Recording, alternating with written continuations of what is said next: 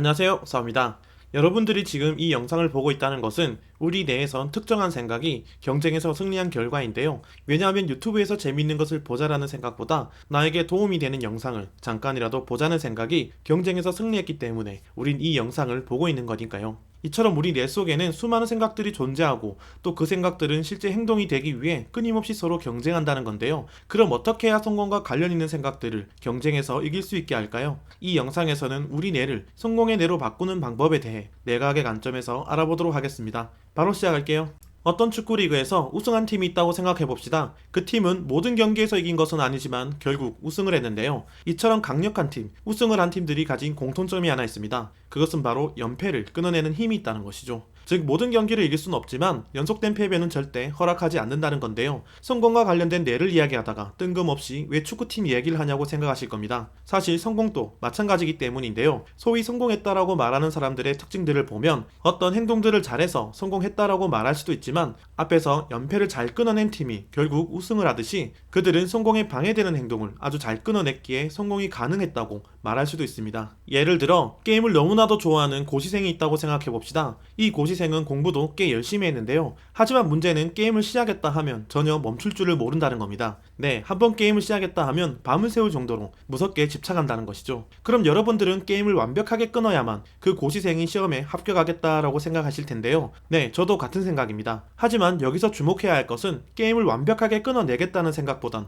어찌어찌 게임을 시작하게 되더라도 적당히 만족하고 끊어내는 능력인데요. 그럼 아예 단 한 번이라도 하지 않는 것이 좋지 않냐라고 생각할 겁니다. 네, 맞습니다. 사실 고시생에게 가장 효과적인 것은 수험 기간 동안 게임을 전혀 하지 않는 것입니다. 하지만 사람은 타고난 성격과 자란 환경에 따라 각자 좋아하는 것들이 다르고 또 그 좋아하는 강도도 차이가 있는데요. 예를 들어 평소 게임에 전혀 관심이 없는 사람들은 그냥 게임을 안 하면 될 일이지만 게임을 너무 좋아하는 사람들의 입장에선 이 문제는 생각보다 간단하지 않다는 겁니다. 반대로 쇼핑이나 SNS 중독에 빠져 일이나 공부에 집중하기 힘든 사람들이 있는 반면에 또 어떤 사람들에겐 쇼핑이나 SNS가 전혀 문제가 되지 않듯이 말이죠. 이처럼 내가 좋아하는 그 무엇이 됐건 내가 설정한 목표가 있고 또 그것을 이루고 싶다면 완벽히 끊어내는 것이 가장 효과적이겠지만 만약 그러기가 어렵다면 내가 좋아하는 것을 하되 적당히 멈추는 방법을 반드시 알아야 한다는 겁니다. 그런데 이게 너무 어렵다는 건데요. 대체 왜 좋아하는 것을 시작하기만 하면 우린 멈추지 못하는 걸까요? 일단 이에 대한 답을 얻기 위해서는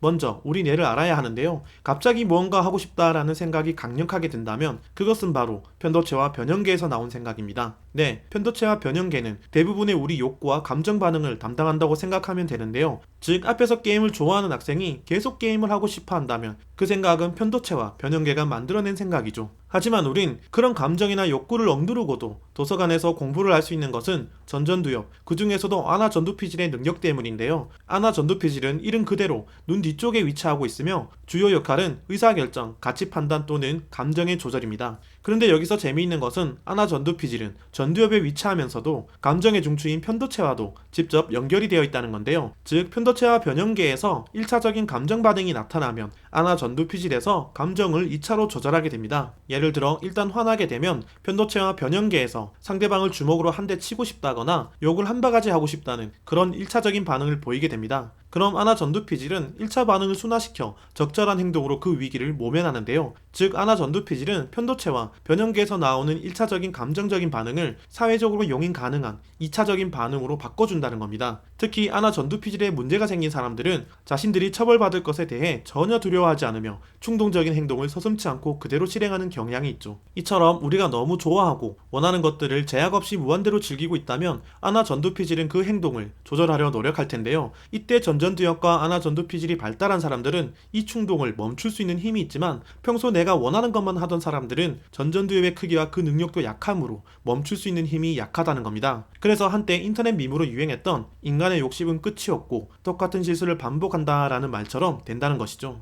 자, 지금까지 우린 내 감정이나 욕구를 멈추기 힘들다는 것은 충분히 알았고 이것이 내 성공을 막는 첫 번째 녀석임을 알게 되었습니다. 그래서 내가 좋아하는 것을 하더라도 그것에서 끊어낼 수 있는 능력이 무엇보다 중요하다는 건데요. 그러기 위해서 가장 먼저 해야 할 것은 충동적인 행동의 경쟁 상대인 전전두엽에 힘을 실어줘야 합니다.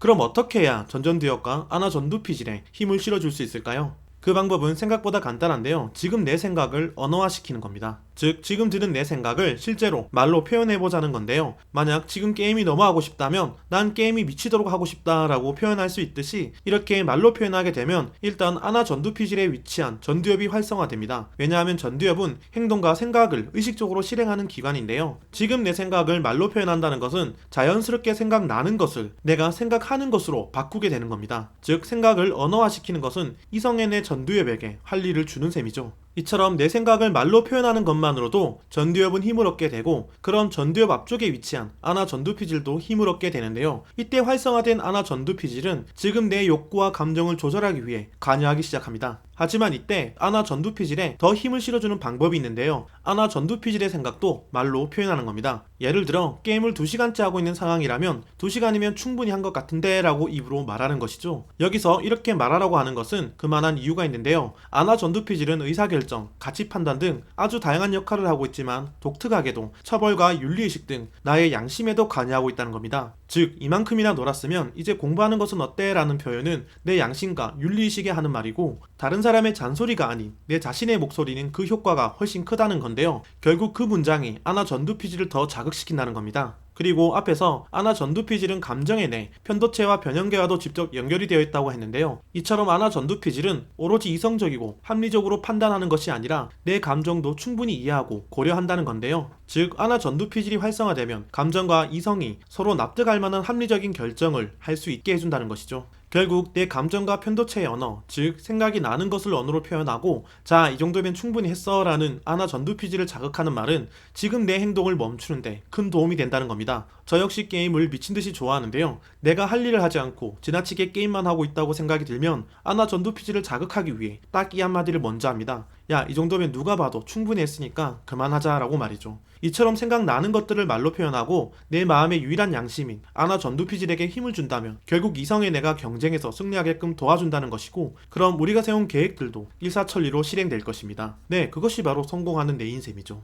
위대한 인재학자 비고츠키는 언어는 사고를 선행한다 라고 말했습니다. 비고츠키는 아이들이 자신의 마음을 말로 표현하는 사적 언어를 사고를 안내하기 위한 것으로 봤고 어른이 되면서 점점 내면화된다고 했죠. 이처럼 언어는 우리 사고를 안내하는 역할을 합니다. 이해가 가지 않는 것도 남들에게 말로 설명하다 보면 자연스럽게 이해가 되듯이 언어는 우리 생각을 견인하는 역할을 한다는 것이죠. 그래서 어른들은 항상 좋은 말들을 하라고 합니다. 왜냐하면 그 말들이 결국 내 생각이 되니까요. 그러나 우리는 감정의 내가 원하는 것을 항상 생각하고 말로 표현하고 살았습니다. 뭐뭐 하고 싶다, 뭐뭐가 땡기네 같은 말들만 입에 달고 살았으니까요. 그러나 우린 이성의 내가 하는 생각은 거의 말로 표현하지 않았고 또 관심도 주지 않았는데요. 특정 무엇을 오래 한 자신에게 야, 이 정도면 충분히 했잖아, 적당히 해 라고 말하듯이 이성이 주는 생각을 말로 또는 글로 표현한다는 것은 언어가 내 생각을 견인케 해준다는 겁니다. 그래서 여러분들은 목표한 것이 있고 또 그 목표를 이루고 싶다면 이성의 목소리에도 좀 더 귀 기울일 줄 알아야 합니다. 그리고 이 작은 차이가 계획한 행동을 시작하게 하고 이 행동이 쌓여 성공을 하게 되듯이 말입니다. 오늘은 여기까지입니다. 구독과 좋아요는 사오를 더 좋은 영상을 만들게 합니다.